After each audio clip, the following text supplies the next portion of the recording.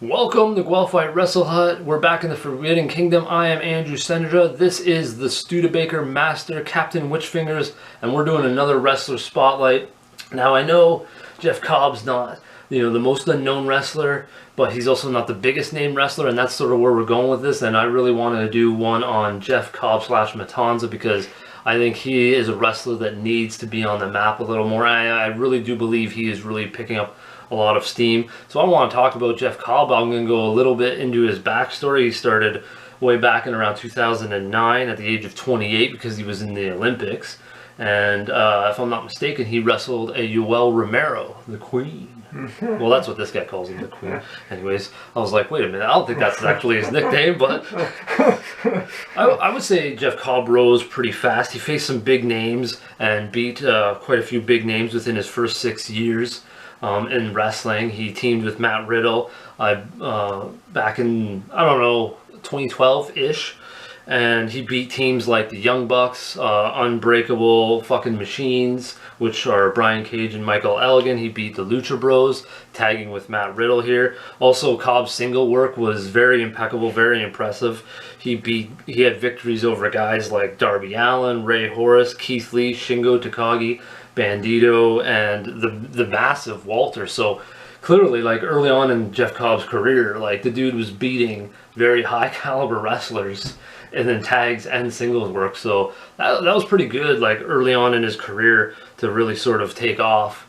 We're most familiar with him right off the bat was with Lucha Underground. That's probably our favorite character for him as Matanza, and his pure dominance was just freaking epic. His athleticism, his cardio, his strength was just killer. I know you really enjoyed Matanza in Lucha Underground.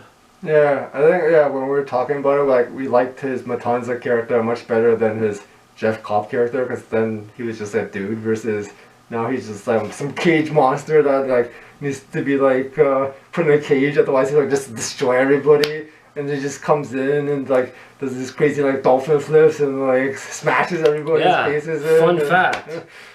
Fun fact. Jeff Cobb, Matanza, is the master of the dolphin flips, according to this guy. That's our fun fact on Jeff Cobb. But yeah, his character was just so different, and his abilities made Matanza even better because, like, he was so dominant and so strong and so athletic, and the things he could do sort of enhanced the Matanza character.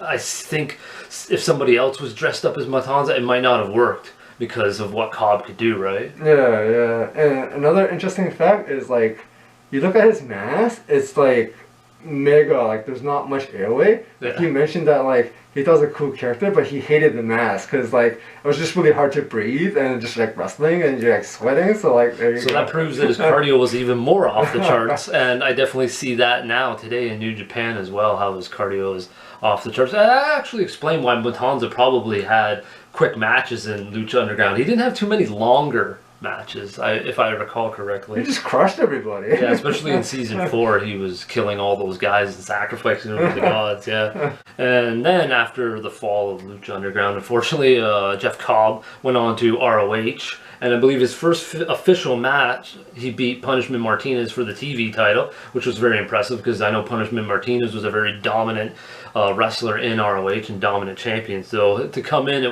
I know it was very explosive. It definitely took me by surprise when I saw it. I wasn't sure that was going to happen, but it did because I believe Punishment Martinez was on his way out of ROH anyways at that time. Then he only was there for a little bit, then Cobb moved on to New Japan and has had just an absolute epic run, especially uniting with Will Ospreay and United Empire, building up, and his character, he finally has a character for Jeff Cobb now, and I feel like he's going on a tear. He's had these amazingly strong matches with Kazuchika Okada right now, and it's been just super impressive what he's done in those matches. These 20-30 minute matches he's been having, especially in the G1 Climax. He's been having some amazing matches. His strength, his athleticism, his cardio, what I've seen is just uncanny right now, what he's been doing in New Japan. I'm really impressed. I was just like, man, the dude's like, coming close to 40 years old, and he seems to be getting better with what he's doing. I know you've only maybe seen him in New Japan a little bit. Yeah, and, like, when we watched AEW, when we saw the Forbidden Door open, and then like Jeff Cobb came in as an assassin, we're like, holy shit! Like we wasn't expecting that. I was like, I want the door to open up, and then Cobb come back to AEW and have more and more exciting matches. Oh, maybe, yeah, maybe he could do that, like, if after a bit with New Japan or something like that. Yeah, he comes in as the hired gun. Anyways, Jeff Cobb / Matanza has achieved quite a bit in a decade with the people he's beaten, the titles he's won, the run he's on now in New Japan. I think he might have a really good run with the G1 Climax. And I'm very interested to see where he goes, but definitely a wrestler you should check out. I'll try to put some links if I can find some good matches.